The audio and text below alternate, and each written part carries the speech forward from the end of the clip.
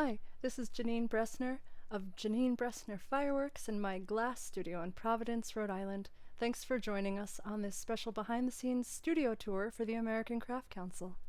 I started doing glass torch work by ordering a kit in the mail as a teenager and teaching myself how to lampwork glass. The process of lampworking glass is kind of like drawing midair with molten glass in 3 dimensions.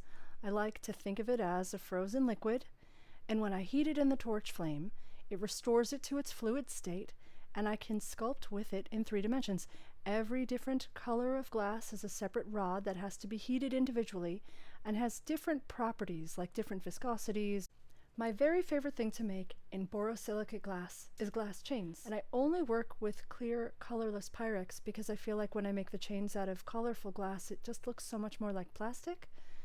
The sound always reveals what the material is. I love the musicality of rattling glass chains. I have been making and selling these since 1999, and I sell them with a guarantee that I'll always fix them if they ever need any repairs. I spent a year making these for Calvin Klein's runway shows in New York City. Hi, still Jenine Bressner, now in my home studio.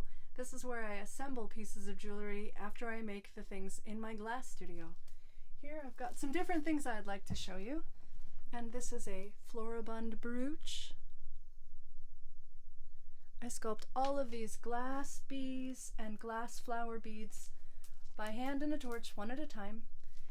This brooch is inspired by color blindness tests. Here's a necklace that's got more of the flowers and bees. Lamp-worked glass flower earrings, and I really love how the dangles move. These geometric necklaces are new. And I also have these textile and glass small hoop earrings on hand-forged sterling silver ear wires. I love this big necklace. This took a really long time to make. This would be a custom order, a custom-only order. And this was also inspired by the pseudo-isochromatic color blindness tests. This is a necklace that I call a huge neck party, and I lampwork every single bead one at a time, individually, and it takes a very long time to make a necklace like this, sort of similar to the one that I'm wearing on my own neck. It makes really nice sounds, and it feels really good to touch it when you wear it. I'm going to take off this big dot bead necklace now so I can show you that it's on a lattice of sterling silver, and this is lined with silk on the back. The other one is lined with velvet on the back. But I'm taking this off so I can try on a glass chain.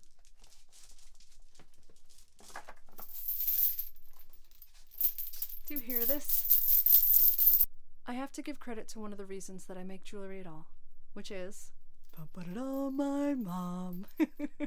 Because as a child, we would always sit at the kitchen table after dinner, and my mom would work on jewelry projects to help put my dad through school while she was working full-time. And so I would get to play with her beads, and then also whenever there were bead shows we would go to, I would go with her. And I found it so inspiring, and I always knew that one day I was going to learn how to make these things.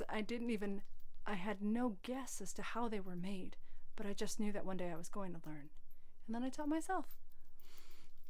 Well, I just want to thank you for sharing your time and your attention with me and visiting my studios, and please feel free to visit my Instagram account, JB Fireworks, and my website, which is probably very old still, and most importantly, my American Craft Council shop, which you'll find the link below. Here it is. You're welcome. Thank you. I'm such a cheeseball.